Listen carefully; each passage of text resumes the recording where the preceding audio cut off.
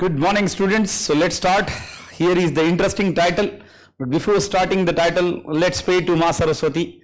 Ya Devi Sarvabhuteshu Buddhirupena Samstita Namastasye Namastasye Namastasye Namo Namah. माँ सरस्वती हम सबका भला करे, ज्ञान का भंडार हम सबके लिए ओपन करे, जो हर दर्द की दवा है। माँ सरस्वती सबका कल्याण करे। इस प्रेरणा के साथ, इस प्रार्थना के साथ हम अकाउंटिंग का ये फर्स्ट लेक्चर आज शुरुआत करते हैं। So let's start students. You can see the interesting title here, that is introduction to book keeping and accountancy. Now let me tell you what is the content here. You can see the content on the agenda there. You can see further points there, meaning, definition and objectives of bookkeeping and accountancy. Absolutely, we are having a number of points, but one of the point is highlighted here, and that we can see that is basic accounting terminology. So before learning accounts, or I would rather say that account is something which is very widespread into the whole society, and there is nobody who is not doing accounting on daily basis. Everybody does accounting this way or that way around. Now what is accounting? Let's say that you are having rupees 5,000 in your pocket in the morning, and you are from different places gathered in Pune for education there. Now you started your day with rupees 5,000 there. And obviously let's start the day with fantastic breakfast and along with the tea there. So you started your day with breakfast and tea, and breakfast and tea costed you rupees 100. breakfast और tea आपको कितना cost किया बेटा? 100 रुपए की cost आपने उसके लिए पे कर दी. Along with that, let's say that your transportation expenses from your place, that is your place of residence to your place of college, is rupees 500. आपने स्नैक्स, ब्रेकफास्ट और चाय के लिए 100 रुपए और उसके साथ 500 रुपए आपने खर्च किए आपके ट्रांसपोर्टेशन के लिए. Now you reached college, you have done the lectures, you enjoyed the lectures. Let's say that first lecture is of accounting, so you understood everything, and now you are going for your lunch. Say lunch costed rupees 200. आपको 200 रुपए का lunch cost हो गया बेटा. And in the evening you planned for a movie followed with the dinner. आपने एक movie plan किया evening में और उसके बाद आपने खाना खाने चले गए बेटा. And let's say that cost is rupees 600. So all these are nothing but the expenses which has been incurred during the day. Now this everybody understands and everybody does. ये कोई भी करता है बेटा. एक सीखे वाला या बिल्कुल कुछ ना सीखे वाला इंसान भी इस तरह का अकाउंटिंग करता ही है.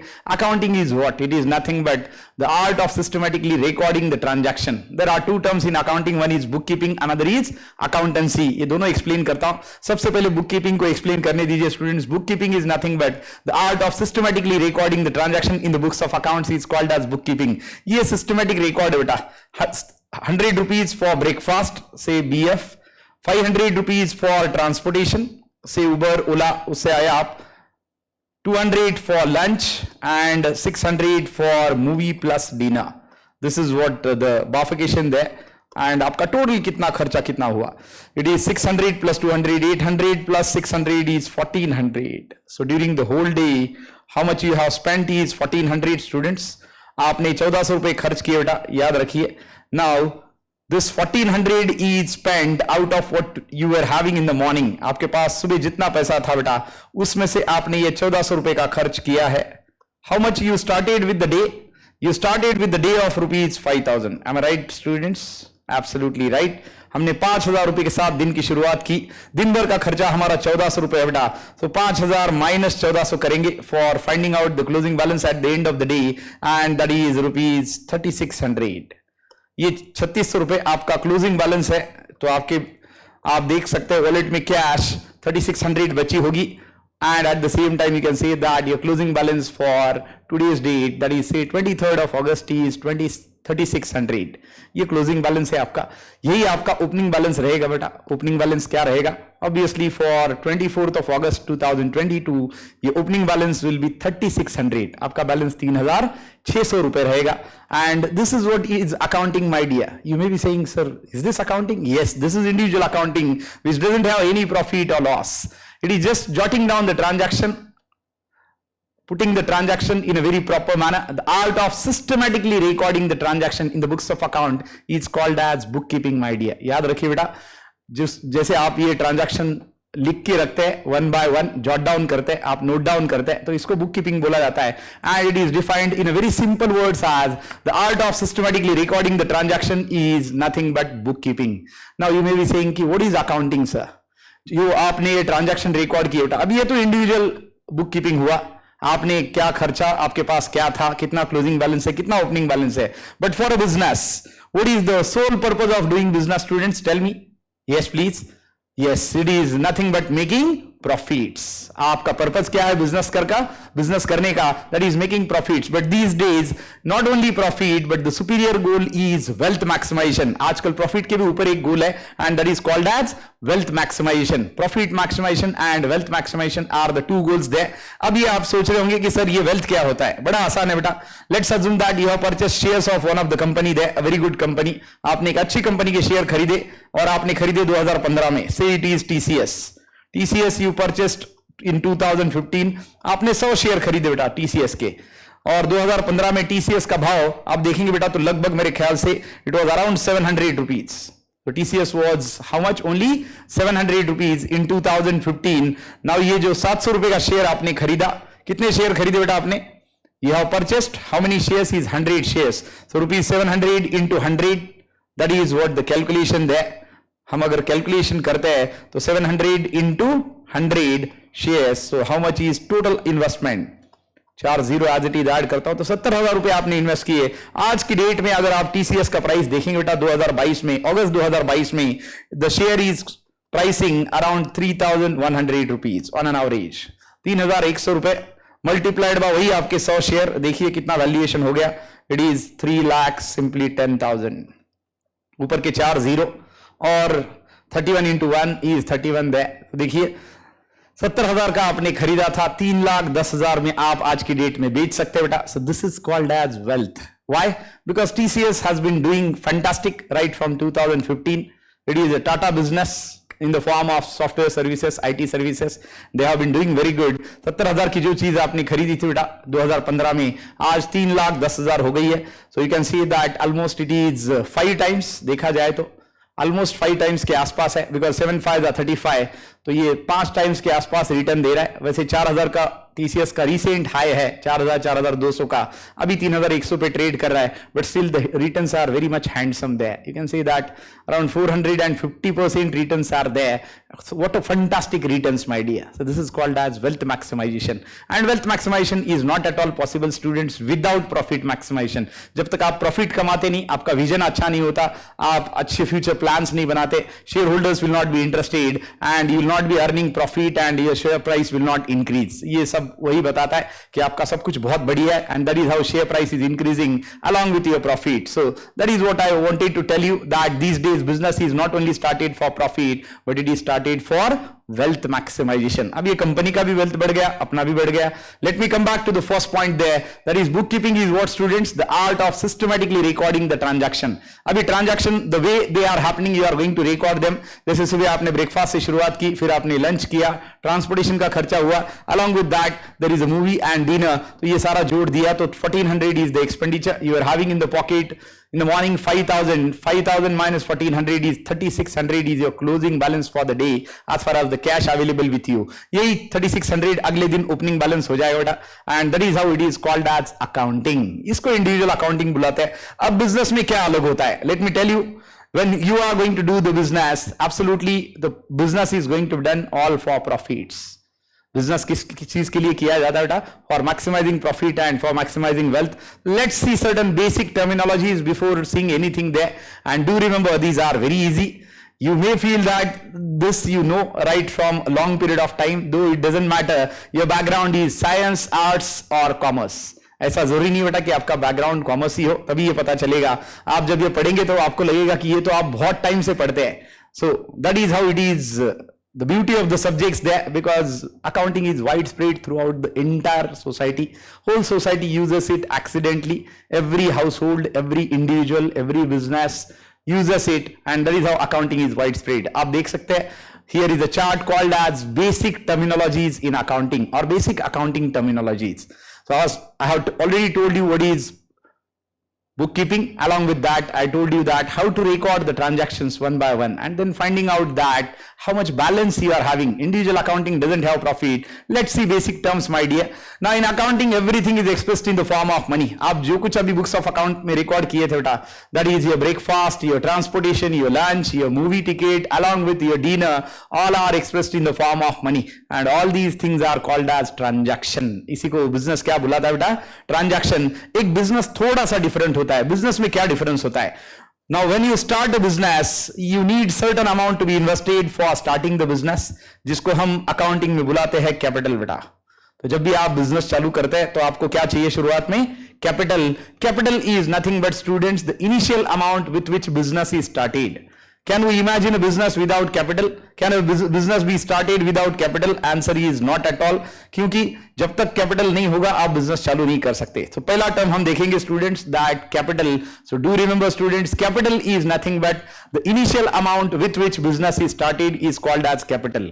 Now further, ये capital पैसे के form में ही आएगा. So capital can be in the form of cash in hand, that is your own cash, cash at bank, that is your bank balance, और it can be in the form of different assets. जब हम capital की बात करते हैं बेटा, तो capital ये अलग अलग form में आता है, आप देख सकते हैं यहाँ पे. So capital can be in the form of cash in hand, capital can be in the form of bank balance, or capital can be in the form of assets. Now what does mean by assets? आप सोच रहे होंगे कि assets क्या होते हैं? Assets are very easy, my dear. Let me ask you a simple question to all of you, that you would like to be an asset or a liability. Your answer will be absolutely that you would like to be a asset. So what is an asset? Asset is nothing but the economic resources which are owned and possessed by the business or the individual and which has resale value in the market. तो asset का definition क्या है students? Assets are economic resources which are owned and possessed and has a resale value in the market there. So let me write down all these things for you so that you can understand the asset definition very properly there. So what are assets, my dear? Assets are economic resources, but आप बोल रहे होंगे ये economic resources तो बहुत सारे होते हैं दुनिया में, आपके खुद के होने चाहिए. Assets are economic resources, that is how which are owned and possessed by the business. ये आपके खुद के होने चाहिए. ओनरशिप पोजीशन आपका ही होना चाहिए बेटा. owned and possessed by the business. Let me clear it for some time. Assets are economic resources which are owned and possessed. तो इकोनॉमिक रिसोर्सेस है जिसका ओनरशिप आपका है, पोजीशन भी आपका है. और दूसरा, which has a resale value in the market, which has a resale value in the market, जिसका रीसेल वैल्यू है आपका लैपटॉप, आपका बाइक, आपका पेन, आपकी कार, आपकी bag, all these are nothing with your own assets. वैसे business के assets क्या है, मिडकॉम के असेट्स क्या है? ये सारा infrastructure, this PPT along with the projector there, absolutely. This fantastic infrastructure, this fantastic campus is nothing but the assets of MIT ADTU, that you can say. So assets are economic resources which are owned and possessed and has a resale value in the market. तो इसको हम asset बुलाते हैं बेटा. तो asset और क्या हो सकते हैं? Let me tell you the assets example there. तो assets के example क्या है आपके लिए बता देता हूँ. For example, it is cash in hand, then cash at bank. All these are nothing but your assets, students. So cash in hand is your asset. आपके पास जो कैश है sorry. Then cash at bank, bank balance भी आपका asset है students. Along with that, your land and building is your asset. Your plant and machinery is your assets. Your furniture and fixture is your assets. And along with that, even the car, or you can say the transportation which you are owning there. तो ये सारे आपके assets है. Motor car, all these are the assets. तो हमने बात शुरू की थी बेटा कैपिटल से, आगे खिंच गई जरा. कैपिटल का मतलब क्या है? Amount, initial amount with which business is started is called as capital. Capital can be in the form of cash और in the form of bank balance और in the form of different assets. ये capital जो आप contribute करते हैं तो आप इसके लिए कैश इन हैंड दे सकते हैं, कैश एट बैंक दे सकते हैं. जैसे कि जब MIT ADTU चालू हुआ तो ये कैंपस ऑलरेडी परचेस था, तो इसी परचेस असेट को इन्होंने contribute किया in the form of capital. The management has contributed, obviously the respected Dr. Mangesh Karad sir and Karad ma'am has contributed this particular asset in the form of capital, and we started beautifully this particular campus under the name of MIT ADTU in 2016. That is the beauty of this particular campus, and this campus is nothing but an asset of our organization there, because it is contributed in the form of capital in the initial phase there. So do remember students, capital is nothing but the initial amount with which business is started is called as capital. That can be in the form of cash in hand, cash at bank, or it can be different assets. And what is the definition of asset? You can see assets are economic resources students which are owned and possessed and has a resale value in the market. जैसे मैंने आपको बोला, अगर आपको पूछा जाए कि आप asset है liability थे, आप तो बोलेंगे कि asset ही है. Along with that, the pen which you are having, the laptop you are having, bike you are having, car you are having, your bag, your home, all these are nothing but the individual assets. Similarly organization के assets मैंने अभी आपको बोले, और आप तो asset ही होना चाहेंगे. आगे क्या दिया है? The total amount invested into the business by the owner is called as capital. Owner जितना capital में जो owner business चालू करने के लिए invest करता है उसको हम capital बुलाते हैं students. Along with that, there is another term which is called as excess of assets over liability is called as capital. अब आप बोलेंगे सर कि एसेट तो समझ में आया, ये लायबिलिटी क्या है? तो liability is nothing but the amount which is owed by the business to other parties for benefits already received from them is called as a liability. Best example for liability is nothing but a bank loan. याद रखिए बेटा, liability समझनी है तो याद रखिए, आपने क्या लिया? बैंक से लोन लिया. अब लोन लिया मतलब बैंक ने आपको बेनिफिट दे दिया, पैसा दे दिया. आपने पे किया क्या अभी तक? नहीं. अभी आप शुरू करेंगे, पे करेंगे, ईएमआई में पे करेंगे, equated monthly installment which is, या फिर आप पे करेंगे एक साथ, हर साल आप इंटरेस्ट देंगे. सो that is what it is, nothing but bank loan is a liability. And how liability is defined as? Liabilities are the amounts which are owed by the business to other parties for benefits already received from them. तो liability को कैसे define करना है बेटा? याद रखिए, liabilities are the amounts which are payable by the business to other parties for benefits already received from them. मतलब liability क्यों बनी है?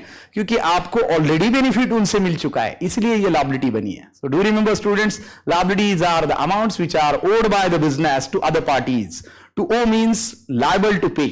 पे करना, पे करने के लिए liable होना. क्यों पे कर रहे हैं आप? क्योंकि आपने पहले ही उनसे कुछ रिसीव किया. पहले आपने लोन लिया बैंक से, तो बैंक से आपने लोन लिया मतलब पैसा लिया, एंजॉय किया, आपने इन्वेस्ट किया बिजनेस में. अब आप उसको वापस दे रहे बैंक को in the form of EMI or maybe in the form of interest every year and principal at the time of maturity, say after the end of 10 years, 15 years down the line. So bank loan is a perfect example of liability, and liability can be defined as nothing but the amounts which are owed by the business or the amounts which are payable by the business to other parties for benefits already received from them. और liability का perfect example याद रखिए बेटा, bank loan. इसीलिए capital का definition क्या दिया है? Excess of assets over liabilities. अब लायबिलिटी को दो तरह से कैटेगराइज कर सकते हैं बेटा, एक इंटरनल और दूसरी एक्सटर्नल. आपने जो कैपिटल दिया वो आपने खुद दिया बीइंग ओनर. आउटसाइडर लायबिलिटी मतलब जो आपने बैंक लोन लिया, शॉर्ट टर्म लिया या लॉन्ग टर्म लिया, ये तो पे करना पड़ेगा. सो जो आप टोटल असेट्स बनाएंगे उसको बेचने के बाद, अगर आपने जो टोटल लायबिलिटीज इनकर की है उसको पे करने के बाद क्या बचेगा? तो आपने जितना अमाउंट दिया था उतना बचेगा. लेट्स फॉर एग्जांपल कि आपने असेट्स, आपका असेट्स का बेस मैं बताता हूं आपको. How much is your assets base? Let's say that your assets is of 60 crore. आपके असेट्स 60 करोड़ के है, जबकि आपकी आउटसाइडर लायबिलिटी सिर्फ 40 करोड़ की है. Assets are of 60 crore and outsider liability is 40 crore. So how much is capital, my dear? Obviously 60 minus 40, and that is rupees 20 crore is your capital. And that is what the equation given here, that is the excess of total assets over liabilities, or the excess of total assets over outsiders liability is called as your capital. तो 60 करोड़ के आपके asset है, 40 करोड़ की आपकी outsider liability है, तो आपका capital सिर्फ और सिर्फ 20 करोड़ का बचा बेटा. And that you can see here, excess of assets over outsiders liability is called as capital. और इसीलिए इक्वेशन उन्होंने यहाँ पे दिया है, that is capital minus capital is equal to, sorry, capital is equal to assets minus liability. इसको modify अगर करूंगा तो capital is equal to assets minus outsiders liability लिखेंगे तो ज्यादा बेटर है, जल्दी समझ में आ जाएगा और कोई कंफ्यूजन नहीं बचेगा. So let me modify it that, और capital is equal to what I can write down is total assets minus outsiders liabilities. Total assets minus outsiders liability is the perfect equation as far as writing down the capital. I hope you are getting this and enjoying this term, my dear. याद रखिए, बिना capital तो business चालू नहीं हो सकता. Capital is nothing but the initial amount with which business is started is called as capital. जो initial amount है उसके साथ बिजनेस आप चालू कर सकते हैं, उसको आप कैपिटल बुलाते हैं बेटा. और याद रखिए, capital can be in the form of cash in hand, cash at bank, और it can be in the form of various assets like land and building, plant and machinery, furniture and fixture, motor car. ये सारे आप asset बोल के contribute कर सकते हैं. अगला टर्म देखिए. So capital is a liability, that is what given here. Capital is a liability of the business as this amount is payable by the business enterprise to the owner at the time of closure of the business. अभी capital liability क्यों है, इसका answer मैंने lecture number 2 में दिया है, आप वहां पे जरूर देखिए बेटा. Why capital is a liability? There is a fundamental accounting concept which is called as business entity concept, separate entity concept और लीगल एंटिटी कंसेप्ट. वहां पे इसका आंसर मिलेगा बेटा आपको कि कैपिटल को लायबिलिटी क्यों बनाते हैं. बड़ा वहां पे अच्छे से समझाया, आप जरूर देखिए लेक्चर नंबर 2 में. Next term, let's see drawing. तो हमने अभी कैपिटल देखा. Capital is nothing but the initial amount with which business is started is called as capital. It can be in the form of cash in hand, cash at bank और bank balance, और it can be in the form of different assets, and at the same time the excess of total assets or outsiders liabilities is called as capital. उसके बाद देखते हैं बेटा drawing का definition क्या दिया है. The amount of cash or value of goods which is withdrawn for personal use by the owner. जो कैश या गुड्स ओनर विड्रॉ करता है अपने पर्सनल यूज के लिए, उसको हम क्या बुलाते हैं? ड्रॉइंग्स बुलाते हैं. So the amount of cash और goods which has been withdrawn by the owner for his और her personal use is called as drawing. Absolutely drawing reduces capital. आपने बिजनेस चालू किया, कैपिटल के साथ 10 करोड़ का कैपिटल डाला बेटा, और 1 महीने बाद आपको कुछ प्रॉब्लम आ गया और आपको पैसे विड्रॉ करने बिजनेस से पर्सनल यूज के लिए. तो 10 करोड़ का कैपिटल दिया, लेकिन 1 महीने बाद आपको बड़ा इमरजेंसी आया, पैसा बाहर से मैनेज नहीं हो रहा, आपने बिजनेस से ही विड्रॉ कर लिया 2 करोड़ रुपए. Now this is called as drawing, my dear. Why? Because this is the amount which is withdrawn by the owner for personal use, and that is 10 crore minus 2 crore. Now your capital is 8 crore. या तो आप 2 करोड़ वापस दे दीजिए business को, तो capital 10 crore हो जाएगा. नहीं देंगे तो आपको ड्राइंग माइनस करना पड़ेगा कैपिटल से. And do remember, drawing always reduces capital. अब ड्राइंग 2 तरह से हो सकती है. फिर से drawing can be in the form of cash और drawing can be in the form of goods. Goods के भी फॉर्म में ड्राइंग हो सकती है और कैश के भी फॉर्म में ड्राइंग हो सकती है. सो गुड्स मतलब let's say that you are having ice cream parlour. आप आइसक्रीम के मैन्युफैक्चरर, बढ़िया सा आइसक्रीम बनाते हैं पुणे में, and you sell it at different outlets. अब इसमें से रोज 10 लीटर 15 लीटर आप घर पे लेके जाते हैं, आप सारे आपके आजू बाजू में अड़ोस पड़ोस में बांट देते हैं, सबको खुश रखते हैं. पूरे समर में आइसक्रीम बांटते रहते हैं. तो हर रोज का लेट से 15 लीटर आपके लेके जाते हैं शाम में. तो this 15 litre ice cream which is withdrawn every day is nothing but drawing. या तो आप ये 15 लीटर का पैसा दे दो बिजनेस को, या फिर आप इसको ड्राइंग बोल के ट्रीट करो. That is how it is called as drawing. So do remember students, drawing is nothing but the amount of cash withdrawn और the amount of goods withdrawn for personal use is called as drawing. इसको हम drawing बुलाते हैं. और याद रखिए बेटा, drawing always reduces capital. Drawing always reduces capital. They have given certain examples here. A proprietor pays college fees for his son. Owner अपने बच्चे का कॉलेज का फीस भर रहा है, तो ऑब्वियसली ये पर्सनल एक्सपेंडिचर हुआ और इसको ड्राइंग ट्रीट किया जाएगा. और page for his own medical expenses, mobile bills etcetera from the business. Owner mobile bill देता है, खुद के मेडिकल एक्सपेंसेस देता है, अपने बच्चे का फीस देता है. ये तो सारे ड्राइंग हुए बेटा. क्यों? Well all these are for personal use. याद रखिए, ड्राइंग का मतलब anything which is withdrawn for personal use. It may be in the form of cash और it may be in the form of goods. So these are the 2 basic terms, my dear. One is capital and another one is drawing. Hope you are enjoying both these terms and let's move ahead. एक business में सब कुछ monetary होता है बेटा. Business में non monetary होना थोड़ा मुश्किल है. होती जरूर चीजें हैं, and at the same time those are very important but cannot be recorded in terms of books of accounts. उसको बुक्स ऑफ अकाउंट में हम रिकॉर्ड नहीं कर सकते, क्योंकि हमें अगर किसी भी चीज का profit, why we are doing business students, for earning profit. Profit अगर कैलकुलेट करना है तो आपको एक्सपेंसेस एंड लॉसेस लिखने पड़ेंगे, जॉट डाउन करने पड़ेंगे, इनकम एंड गेन लिखने पड़ेंगे, and then we are going to compare income and gains with expenses and losses. If income and gain is more than expenses and losses then it is profit. If expenses and losses are more than income and gains then it is simply loss. तो इसके लिए तो business किया जाता है. चलिए ये basic terms देखते हैं, और कुछ इन्होंने एक टेबल दिया है that we can see here. A fantastic book which we can refer here. So what is given? Types of transaction. वैसे ट्रांजैक्शन को क्या डिफाइन किया जा सकता है students? Transactions are nothing but the All activities in a business which are expressed in the form of money are called as transaction. तो transaction का definition क्या है बेटा? All activities in a business which are expressed in the form of money are called as transaction. आपके reference के लिए लिख दूं, all activities in a business which are expressed in the form of money. All activities in a business which are expressed in the form of money. All activities in a business which are expressed in the form of money are called as transactions. इसी को हम transactions बुलाते हैं. जैसे कि purchase of raw material of rupees 10 lakh, payment of salaries of rupees 50 lakh, payment of interest rupees 5 lakh, received commission of rupees 1 lakh, payment of rent rupees 2 lakh. All these are expressed in the form of money. Goods purchased on cash basis rupees 20 lakh, goods purchased on credit basis rupees 2 crore. Credit पे खरीदो या cash में खरीदो, कितने का खरीदा ये तो बोलना पड़ेगा बेटा.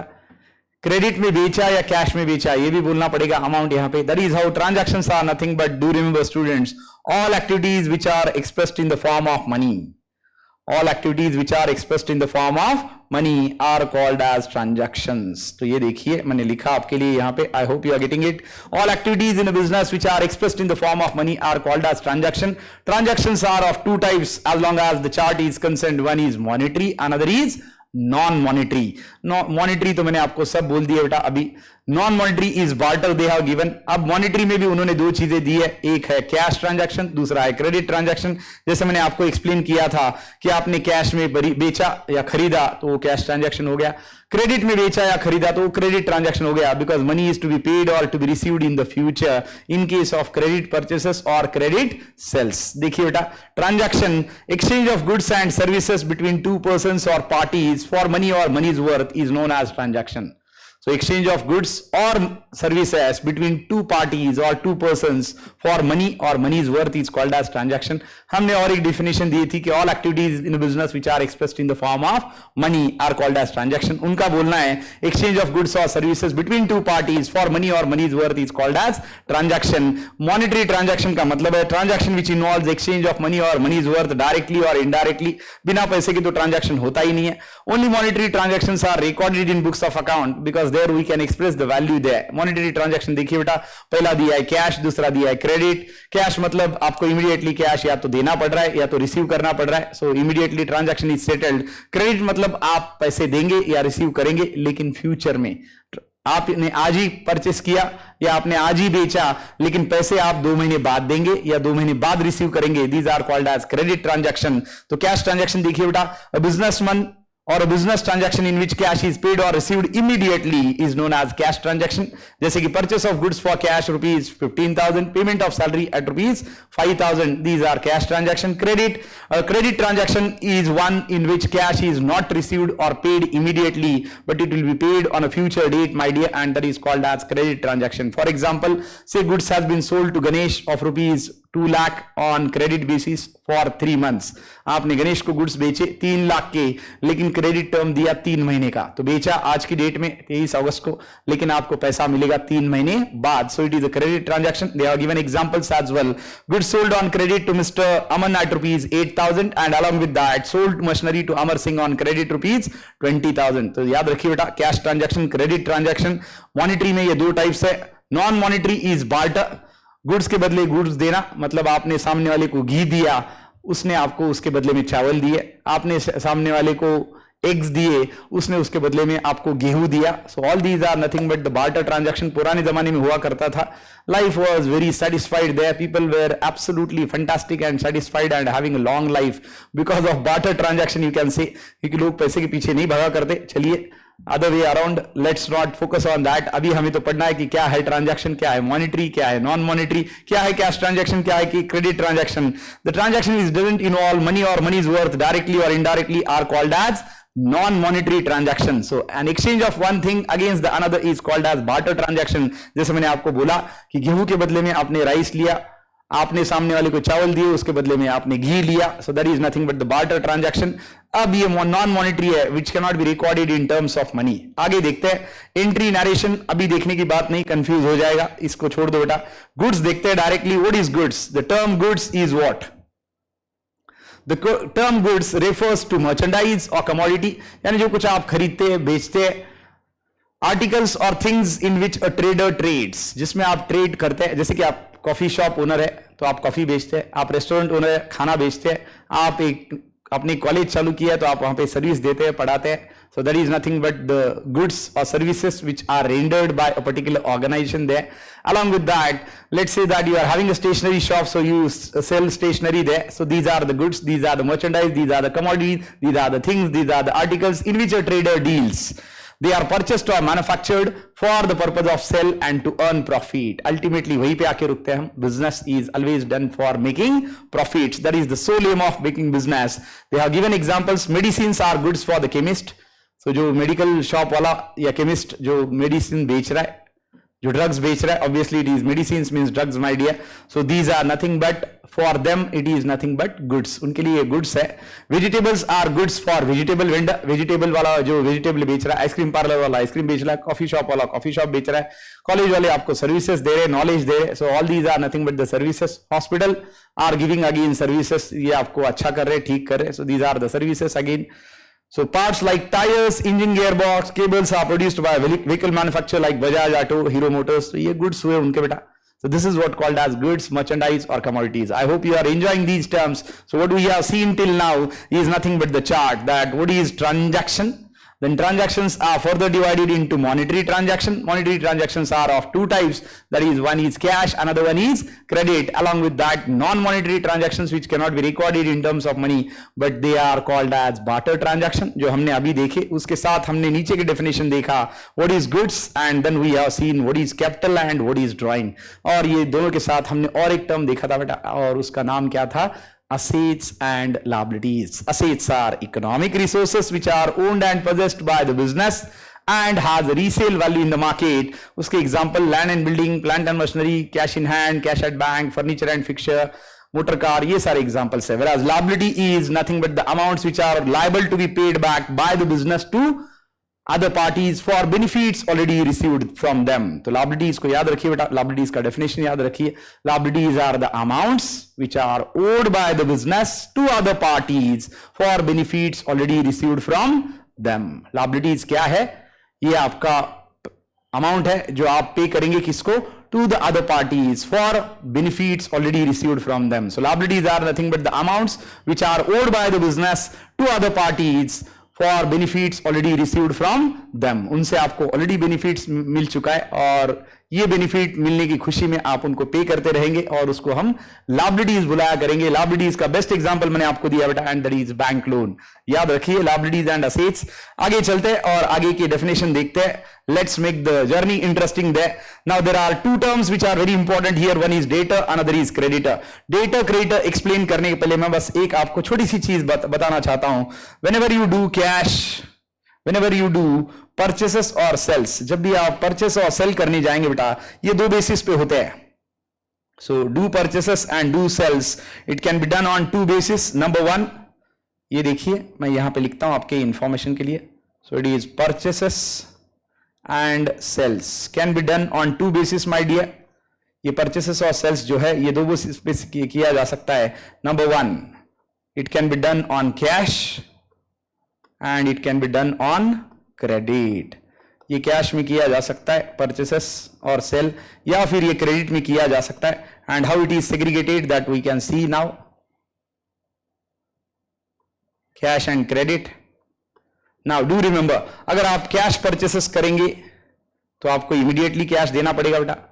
If you do immediate cash purchases you have to pay cash and that way around.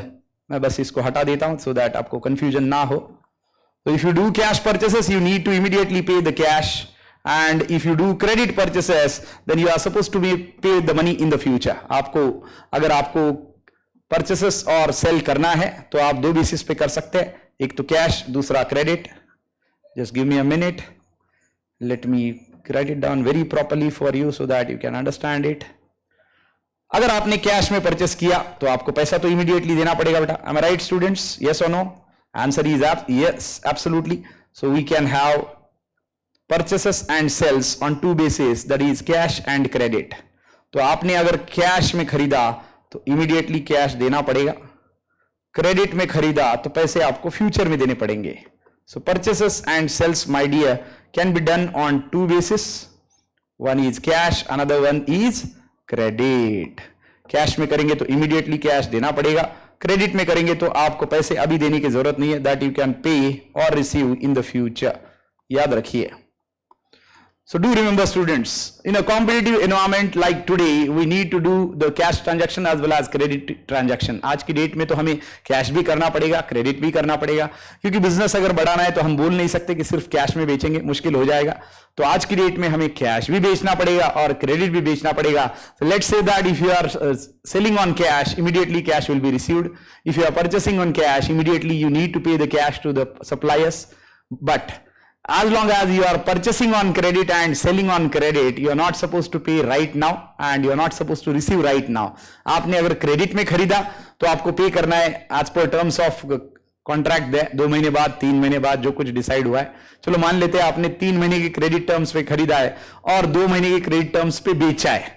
मतलब आपको सप्लायर को 3 महीने बाद देना है और कस्टमर आपको 2 महीने बाद पैसे वापस देगा आपने जिसको बेचा है. So you are having credit purchases and credit sales.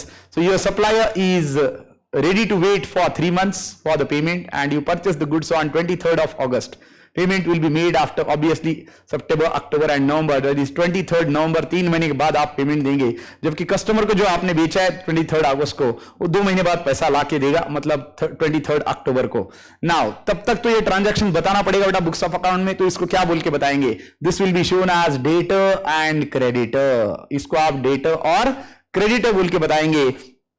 पहले मैं आपको डेटर बताता हूं बेटा. Debtor is nothing but the customer और a party to whom business has sold goods on credit basis. ऐसी पार्टी, ऐसा कस्टमर जिसको बिजनेस ने क्रेडिट पे बेचा है, पैसा मिलेगा लेकिन आज नहीं, 2 महीने बाद. so that is called as a debtor. Debtor represents an asset for the business. Debtor business के लिए क्या रिप्रेजेंट करता है बेटा?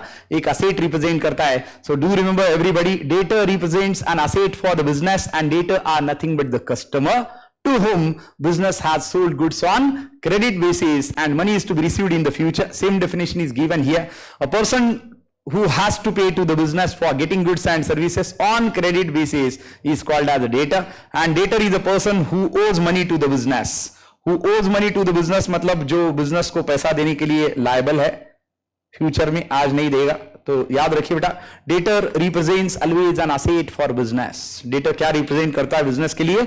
असेट रिप्रेजेंट करता है. And debtor is nothing but the customer और a party to whom business has sold goods on credit basis and money is to be received from them in the future. Debtor represents asset. And next term is creditor, my dear. Creditors are the suppliers from whom business has received goods and services on credit basis and money is to be paid to them in the future for the benefits already received from them. तो creditor एक तरह की liability है बेटा. क्यों? क्योंकि आपने उनसे खरीदा तो, लेकिन पैसा नहीं दिया, आप फ्यूचर में देंगे, 2 महीने बाद देंगे, 3 महीने बाद देंगे. That is what creditor. तो creditor is nothing but a party from whom business has purchased raw material on credit basis and for that money is to be paid in the future. So that is what creditor. A person to whom business has to pay money for getting goods and services on credit basis is known as creditor. A creditor is a person to whom business owes money. Creditor ऐसा person है जिसको business को पैसा देना बाकी है, business को पैसा देगा, आज देगा या कल देगा, जो भी डिसाइड हुआ है, जिस तरह से डिसाइड हुआ है उस तरह से पैसा देगा. So that is what creditor, my dear, that you can see. Creditor is a person, creditor is a liability to whom business is liable to pay the money in the future. Next is bad debts, my dear. So I hope debtor and creditor are very clear. तो याद रखिए, credit purchases give rise to creditors and credit sales give rise to debtor. आप खुद को individual मत समझिए बेटा, खुद को बिजनेस समझिए तो अकाउंट्स बड़ा आसान हो जाता है. पॉइंट ऑफ व्यू क्लियर होना चाहिए अकाउंट्स में. तो आपका पॉइंट ऑफ व्यू क्या है बेटा? आपका पॉइंट ऑफ व्यू है आपका बिजनेस. तो आपका बिजनेस क्या बोल रहा है? That you are purchasing and you are selling. So as long as you are purchasing on credit, you are giving rise to one of the liability and that is called as a creditor. And as long as you are selling on credit, then you are giving rise to an asset which is called as debtor. याद रखिए, credit purchases give rise to creditor and credit sales give rise to debtor. Creditor is a liability and debtor is an asset for the business. Don't forget it. And next is bad dates. Vijay Mallya, Nirav Modi, इन सबको हमने बहुत बार सुना है. These are the people who have fled away from India and who haven't paid the money which has been due from them. ये bad debts बोल के बताना पड़ा एसबीआई को, पीएनबी को, जिन्होंने इनको लोन दिया था. तो बैड डेट्स क्या है? If the debt which is not recovered from the debtor, then that is called as bad debts. Suppose मैंने गुड्स बेचे, one of my customer से रमेश को मैंने 20,000 के गुड्स बेचे. Ramesh is a very good customer, trusted customer, हर बार 2 महीने बाद आके पैसे पे करके जाता है. पिछले 15 साल से बिजनेस हम कर रहे, लेकिन इस बार मैंने गुड्स बेचे, 2 महीने हुए, 3 महीने हुए, रमेश आया ही नहीं. मैंने चेक किया कि रमेश कहाँ गया भाई. So I have checked with the market and I have checked with Ramesh as well, but Ramesh he has gone bankrupt. Ramesh बोल रहा है कि मैं bankrupt हो गया सर. Bankrupt मतलब my assets are not at all there, only liabilities are there. ये fully bankrupt है, मतलब इसके पास पैसा ही नहीं है देने के लिए. So this is called as bankruptcy or insolvency. Ramesh cannot pay the money because he doesn't have right now. उसकी इच्छा बहुत है देने की, अब कब देगा भगवान जाने, आज तो उसके पास है नहीं. So bad debts are nothing but the debts which are not recovered, or the debts which are irrecoverable are called as bad debts. Bad debts comes because of debtors only. आप क्रेडिट में बेचेंगे ही नहीं तो bad debts का कोई chance नहीं. लेकिन आज का बिजनेस बड़ा कॉम्पिटिटिव है, जब तक आप क्रेडिट में बेचेंगे नहीं तो आपका एक्सपांशन नहीं होगा. You cannot diversify the business and you cannot have more and more profit, and that is how all these risks need to be taken there. याद रखिए बेटा, bad debts is a loss for the business. Why? Because this is the amount which is due but not recovered and will not be recovered now. Why? Because the customer has become bankrupt. His liabilities are more than the assets, or he doesn't have only he have only liabilities and doesn't have any kind of assets there. So an irrecoverable amount from a debtor is called as bad debts. It is a revenue loss to the business. हमें रोज ही बेचना पड़ेगा, credit पे बेचना पड़ेगा, इसलिए इसको revenue loss बुलाया बेटा. तो याद रखिए, bad debts is nothing but the amount which is not recovered from the debtor और from the customer to whom business has sold already on credit basis, and that is called as bad debts. It is a kind of loss to the business. Let me quickly review what we have seen till time, my dear. First we have seen what is meant by capital, then we have seen what is meant by drawing. उसके साथ हमने क्या देखा बेटा? उसके साथ हमने देखा what is the definition of transaction. Transaction further divided into monetary. Monetary transactions are further divided into cash transaction and credit transaction. और उसके बाद हमने देखा non monetary transaction which is called as barter. ये सारे डेफिनेशन हमने देखे. उसी के साथ हमने अभी देखा कि the purchases and sales can be made on 2 basis. One is cash, another is on credit. If it is cash, amount is immediately received और paid. If it is credit, amount will be received in the future और paid in the future, and it will give rise to creditors and debtor. Creditor is a liability which is generated because of credit purchases, and debtor is an asset which is generated because of credit sales. और उसी के साथ हमने देखा bad debts, the amount which is not recovered from the business, the amount which is not recovered from the debtors is called as bad debts. ये हमने देखा. इसी के साथ मैं आपको पहले ये बता देता हूं बेटा. चलिए ये टर्म पहले देख लेते हैं, फिर ऊपर चलते हैं. What is meant by solvent and insolvent? There, solvent is nothing but when your assets are more than your liabilities, that you can sell your assets and pay your liabilities very comfortably. आपको कभी भी business बंद करना है तो आपके asset है 100 करोड़ के, लायबिलिटी है 30 करोड़ के, तो 100 में से 30 गए तो फिर भी आपके लिए बचता है 70 करोड़. 70 करोड़ क्या है? आपका नेटवर्थ है, आपका कैपिटल है. क्यों? This is the amount which is contributed by the owner. आप देख सकते हैं, if a persons assets are more than his liabilities और equal to his liabilities, he is called as a solvent person. Solvent person is financially sound, मतलब बचता नहीं है बेटा, बट उसको फाइनेंशियली साउंड बोला जाता है. इसका मतलब ये है कि आपके पास असेट्स बहुत है और लायबिलिटीज कम है. So at any point of time comfortably you can sell your assets and pay the liabilities and can be at ease in your business and in your life as well, and is in a position to pay off all his debts. For example, a person's total assets has been calculated rupees 50 lakh and total liabilities are 30 lakh or debts are 30 lakh. Since his position is sound, he is able to pay all his debts, therefore he is called as solvent. तो ये पूरे अपने liability पे कर सकता है, इसलिए इसको solvent बुलाया जाता है. क्यों? 50 लाख के asset है, 30 लाख की liabilities है, तो 20 लाख और बच रहा है आपके पास सारे liability पे करने के बाद. So you are financially sound और आप solvent है. Insolvent is exactly opposite, my dear, जिसको bankrupt भी बुलाया जाता है. So insolvent can be written as bankrupt as well. याद रखिए बेटा, insolvent को आप और लिख सकते हैं bankrupt, sorry for this one. Insolvent is called as bankrupt as well. Do remember students, insolvent को हम bankrupt भी बुलाते हैं बेटा. So insolvent को आप लिख सकते हैं bankrupt. Now this bankruptcy can be partially or fully. So bankruptcy is what? A person whose liabilities are more than his assets at any point of time is called as the insolvent person. Such person's liabilities are always more than his assets. ऐसे person की liabilities कभी भी उसके assets से ज्यादा होती है. मतलब आप asset बेचेंगे तो भी आपकी liability पे नहीं हो सकती. For example, liability आपकी 50 करोड़ की और असेट्स आपके 10 करोड़ के, यानी असेट बेच भी दिए तो 10 करोड़ ही आएंगे, पे भी कर दिए तो 50 में से 10 करोड़ माइनस हो जाएंगे, लायबिलिटी 40 करोड़ और पे करना बाकी है जो आप पे नहीं कर सकते. And that is how you are called as bankrupt और insolvent. I hope you got this term. तो इसी को बैंकरप्ट या इंसॉल्वेंट बोलते हैं बेटा. एग्जांपल भी दिया है and I hope you understood that. Let's go for next term. So I hope you are very clear about solvent and insolvent, and nobody would like to become insolvent in the world. Everybody would like to be financially sound and solvent there. Let's see the next term, my dear. Expenditure and types of expenditure. Expenditure और उसके types क्या है. अब जब भी business पैसा उठाता है तो उसको दो तरह से यूज करने की कोशिश करता है. One is short term, another is long term. एक तो लॉन्ग टर्म असेट खरीदता है या तो शॉर्ट टर्म चीजों में इन्वेस्ट करता है. तो लॉन्ग टर्म असेट खरीदना, that particular decision is called as my dear capital expenditure.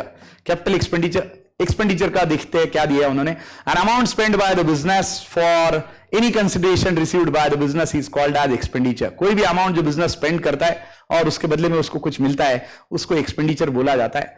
तो यहां पे कैपिटल एक्सपेंडिचर दिया बेटा. Capital expenditure is very simple.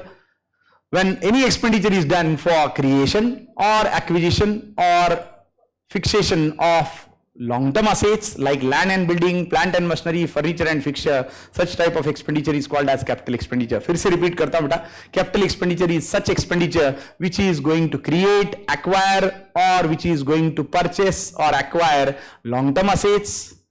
For example, land and building, plant and machinery, furniture and fixture. Such expenditure is called as capital expenditure. Do remember, business रोज तो land and building नहीं खरीदेगा, plant and machinery नहीं खरीदेगा, तो इसको non recurring भी बोला जाता है बेटा. non recurring मतलब not repetitive. One time expenditure है, एक बार करेंगे तो मे भी 4-5 साल करने की जरूरत नहीं. आप रोज कार खरीदेंगे नहीं ना, है ना. Being a human, being a common household, you will not purchase every day new car. Possible ही नहीं है. उसी तरह से बिजनेस भी रोज बड़े बड़े एसेट नहीं खरीदेगा.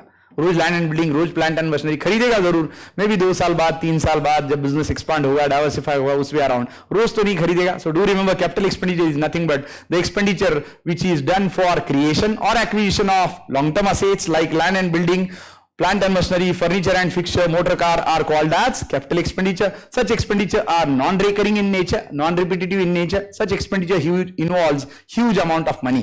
वही उन्होंने दिया है बेटा, आप देख सकते हैं. लॉन्ग टर्म असेट्स को फिक्स्ड असेट भी बुलाया जाता है. So any expenditure which is done for creation of fixed assets, long term assets, is called as capital expenditure.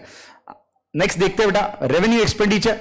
आपका एक आइसक्रीम पार्लर है तो रोज आइसक्रीम बनाना पड़ेगा, रोज रॉ मटेरियल खरीदना पड़ेगा, that is milk.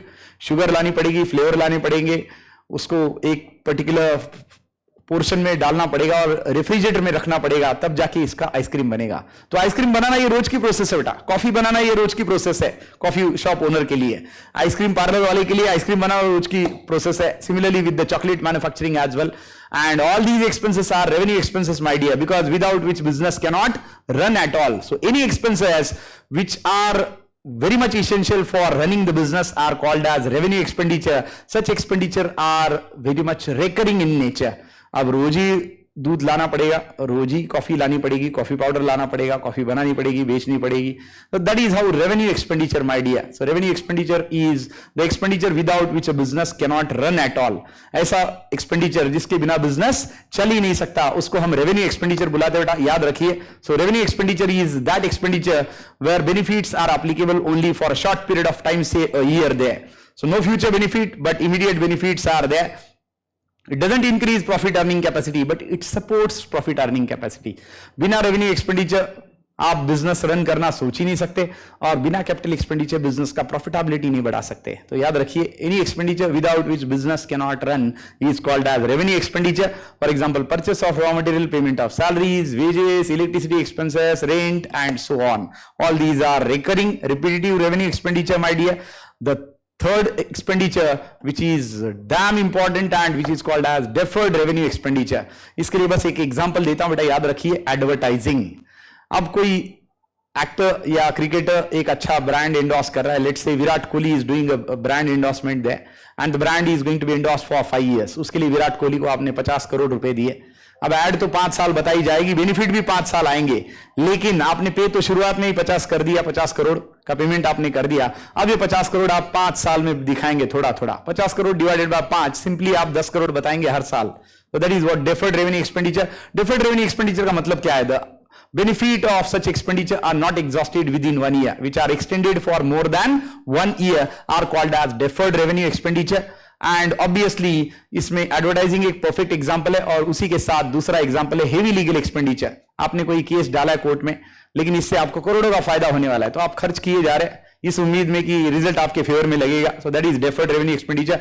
An expenditure which is basically revenue in nature but benefit of which is not exhausted within 1 year. यानी ये एक तरह का रेवेन्यू एक्सपेंडिचर ही है, लेकिन इसके बेनिफिट्स एक साल के अंदर एग्जॉस्ट नहीं होते. इसको हम डेफर्ड रेवेन्यू एक्सपेंडिचर बुलाते हैं. Such expenditure is written off or n number of years into the future, maybe 5 years, 10 years down the line, and that is what deferred revenue expenditure.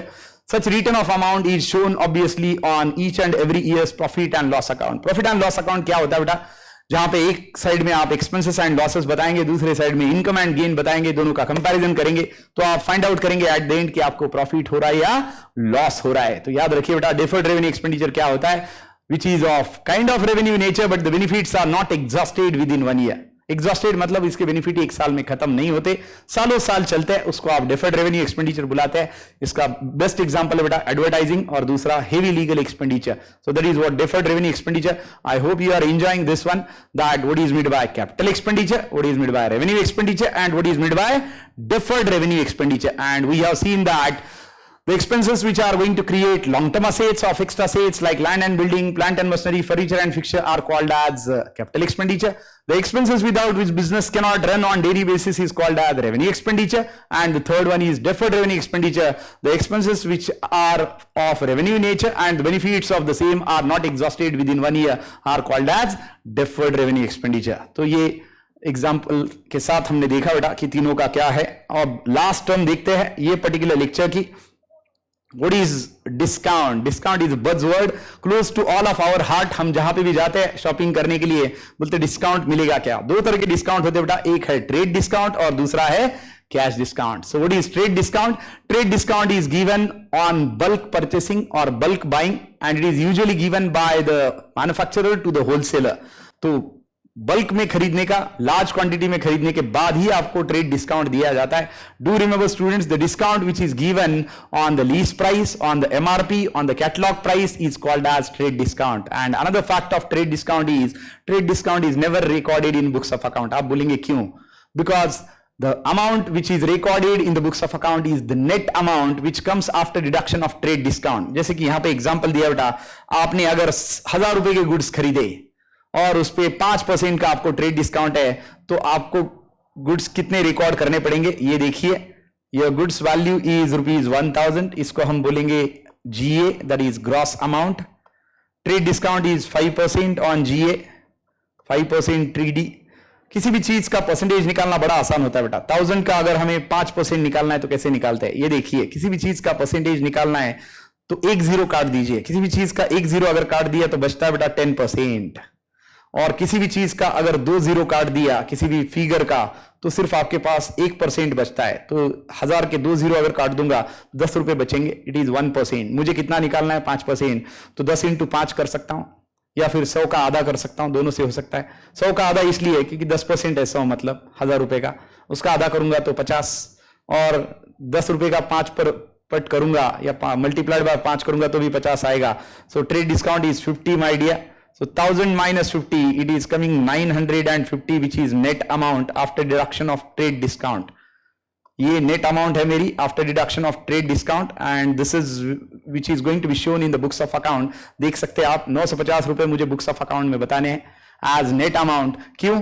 क्योंकि trade discount is never recorded in books of account. आप बोलेंगे क्यों नहीं बताते sir? क्यों? क्योंकि buyer ने 950 में बाय किया, सेलर ने 950 में सेल किया, उस पे ऊपर प्राइस क्या लिखी है कोई मैटर नहीं करता। सो बुक्स ऑफ अकाउंट में ग्रॉस अमाउंट रिकॉर्ड नहीं करते, ना ट्रेड डिस्काउंट रिकॉर्ड करते हैं। ट्रेड डिस्काउंट के बाद डिडक्ट करने के बाद जो नेट अमाउंट बची है वही ट्रांजैक्शन की रिकॉर्ड की जाती है बुक्स ऑफ अकाउंट में। Do remember students, trade discount is nothing but the discount which is given on the MRP, on the list price, on the catalog price by the seller to the buyer is called as trade discount. Trade discount is never recorded in books of account. The amount which comes after deduction of trade discount from the gross amount will always be recorded in books of account, and that is how 950 is recorded in books of account. तो ये trade discount के बारे में सब कुछ है बेटा, आप ये एक्सप्लेनेशन पढ़ सकते हैं, वही दिया है और कुछ इसमें नया नहीं है। कैश डिस्काउंट, गूगल पे, अमेजॉन पे, पेटीएम, ये सारे आजकल हम वॉलेट यूज करते हैं, फटाफट पेमेंट करते हैं। हम चाहते हैं कुछ कैशबैक आ जाए, 5 रुपए 10 रुपए, और तब हमें कैशबैक आता है, और कैशबैक आने के बाद हम देखते हैं कि हमें कैश डिस्काउंट मिला। ये कैश डिस्काउंट है। The discount which is given for the prompt payment of cash is called as cash discount. ऐसा डिस्काउंट जो प्रॉम्प्ट पेमेंट ऑफ कैश देने के बाद मिलता है उसको कैश डिस्काउंट बुलाते हैं बेटा। And cash discount is given as the encouragement for the prompt payment of cash by the seller to the buyer. Seller buyer को cash discount देता है because of this prompt payment of cash, and that is nothing but called as cash discount. When the cash discount is recorded, your next question may be, and do remember the answer is cash discount is always recorded in books of account. क्यों? क्योंकि आपने immediate cash मिले इसलिए ये discount दिया, तो ये तो रिकॉर्ड करना पड़ेगा। और दूसरी बात याद रखिए, discount given is a loss to the seller and gain to the buyer. Discount given is a loss to the seller and gain to the buyer. जो कुछ डिस्काउंट आपने दिया तो ये सेलर के लिए लॉस है और बायर के लिए क्या है? गेन है। और याद रखिए बेटा, cash discount is always recorded in books of account. Percentage तो आपको समझ में आया, किसी भी फिगर का 10% निकालना है तो क्या करना है, 5% निकालना है तो क्या करना है। उसी के साथ मैं आपको बता देता हूं कैश डिस्काउंट के यहां पे एग्जाम्पल क्या है। So cash discount is always recorded in the books of account, and it is the discount which is given as encouragement by the seller to the buyer for the prompt payment from the buyer side there, and that is what called as cash discount. तो उसको हम cash discount बुलाते हैं बेटा। और देख सकते हैं आप cash discount का एग्जाम्पल मैं आपको देता हूं। चलिए, let's say that somebody is selling goods worth rupees 50,000.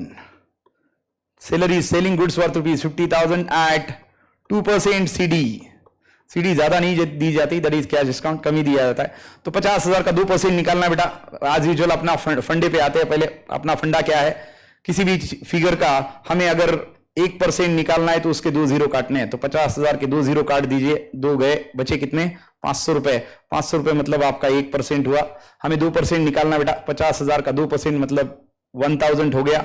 तो 50,000 आपका अमाउंट, सेल अमाउंट हुआ, उसमें से कैश डिस्काउंट हुआ 2% का कैश डिस्काउंट। तो 2% 50,000 पे आपका आया 1,000 रुपए बेटा। 50,000 माइनस 1,000 कितना आया बेटा? 49,000 इज योर नेट अमाउंट। आप बोलेंगे सर इसमें से क्या क्या रिकॉर्ड करेंगे? तो इसमें से हम हर चीज रिकॉर्ड करेंगे बुक्स ऑफ अकाउंट में। क्यों? 50,000 के हम रिकॉर्ड करेंगे सेल के फॉर्म में, 1,000 हम लॉस रिकॉर्ड करेगा सेलर। क्यों? Because discount given is a loss to the seller and gain to the buyer. और सेलर बताएगा कि मुझे 49,000 ही मिले। क्यों? क्योंकि 1,000 रुपए तो मैंने डिस्काउंट बियर किया, क्योंकि मैंने सामने वाले को डिस्काउंट दिया। That is encouragement for the prompt payment of cash. तो याद रखिए बेटा, trade discount never appears in the books of account and cash discount always appears in the books of account. Trade discount आप books of account में नहीं बताते, cash discount आप बताते हैं। तो ये दोनों चीजें याद रखिए। और एक क्वेश्चन विजिबल आ सकता है कि क्या अगर एक क्वेश्चन में दोनों भी दिए तो बड़ा आसान है। If a question involves both types of discount, first deduct trade discount and then on remaining amount deduct the cash discount. Let's say that the seller is selling goods worth rupees 1 lakh at 10% CD and 5% at 10% TD, that is 10% का trade discount और 5% का cash discount। तो seller बेच रहा है 1 लाख के goods जिसपे 10% का ट्रेड डिस्काउंट होगा और 5% का कैश डिस्काउंट होगा। बहुत सारे लोगों को क्वेश्चन आता है कि ये दोनों साथ में आए तो क्या करने का? कुछ नहीं करने का, पहले को ट्रेड माइनस करने का, ट्रेड माइनस करने के बाद जो अमाउंट बचा उस पर कैश निकालने का। तो देखिए बेटा, 1 लाख पहला अमाउंट मेरा यहां पे लिख लेता हूं। सो 1 लाख की आपकी ग्रॉस अमाउंट है ट्रांजैक्शन की, इस पे ट्रेड डिस्काउंट कितना बेटा? 10% टीडी है। अभी कैलकुलेशन नहीं करते बेटा, 1 लाख का 1 जीरो हटा देता हूं क्योंकि 10% निकालना है। तो 1 लाख का 1 जीरो जाने के बाद बचेगा कितना? 10,000। 10,000 आपका ट्रेड डिस्काउंट हुआ। 1 lakh minus 10,000, 90,000, this is your net amount of transaction. अब इस पे से हमें कैश डिस्काउंट निकालना है, कितना बेटा? 5%। तो 5% आप 1 लाख पे नहीं निकालेंगे, 5% आप निकालेंगे 90,000 पे। तो 90,000 पे 5% cash discount. So cash discount 90,000 का 5% अगर निकालना है तो 5% कैसे निकालते हैं बेटा? एज यूजुअल 10 निकाल देता हूं, 1 0 काट के 9,000, 9,000 का आधा कर देता हूं, 4,500। तो 90,000 minus 4,500, transaction will be recorded for 85,500। 90,000 का सेल रिकॉर्ड करेंगे, 4,500 का कैश डिस्काउंट रिकॉर्ड करेंगे और 85,500 का कैश रिसीव्ड हुआ बोल के रिकॉर्ड करेंगे। याद रखिए, if in a question trade and cash discount are given simultaneously, then first we need to deduct trade discount and whatever amount comes after deduction of trade discount, on that we need to calculate cash discount, जो मैंने आपको यहां पे करके दिया है। I hope you are enjoying this particular lecture, my dear. I tried to clear all these terms. मैंने सारे टर्म्स क्लियर करने की कोशिश की है। Just a quick review that what we have seen in the beginning that what does mean by transaction. Transaction is further divided into monetary and non-monetary, that is cash transaction and credit transactions are the two types of monetary transaction. Non-monetary का सिर्फ barter है बेटा, that we have seen. Along with that we have seen the definition of goods, और goods के बाद हमने देखा capital and drawing which are very important concept. उसके बाद हमने देखा बेटा what is asset and what is liabilities. Assets are economic resources which are owned and possessed and has a resale value in the market. Along with that, we have seen liabilities. Liabilities are the amounts which are payable by the business to the other parties for benefits already received from them is called as liabilities. ये हमने देखा, उसका perfect example bank loan हमने देखा। उसके बाद हमने देखा purchases and sales can be done on cash and credit, cash purchases and credit purchases, cash sales and credit sales, but credit purchases and credit sales give rise to creditors and debtors respectively, which is an liability and a asset respectively, that we have seen. Bad debts is nothing but the loss to the business, the amount which is not recovered by the business. Along with that we have seen capital expenditure, revenue expenditure and deferred revenue expenditure. उसके example भी देखे और उसके साथ हमने आखिरी वाली term देखी जो बड़ी इंपॉर्टेंट थी और जो क्लोज थी हमारे हार्ट से, that is called as discount, and discount is trade discount and cash discount. Trade discount is never recorded in books of account, whereas cash discount is always recorded in books of accounts. Do remember students, you need to see these lectures in conjunction with the remaining 3 lectures. Basics of accounting पे मैंने सिर्फ 4 lecture record किए। Lecture number 1 जो ये पहला lecture है, दूसरा is already there in the process, तीसरा भी है एंड चौथा भी है। तो ये चारों लेक्चर साथ में देखने, but one by one. First पहले देखना है, फिर सेकेंड, फिर थर्ड, फिर fourth, and the journey of accounting will be dam interesting. So with the next lecture, fantastic next lecture, hope let's meet for the next lecture there. Have a wonderful day ahead. God bless you and thank you for watching this particular lecture. Thank you. God bless you.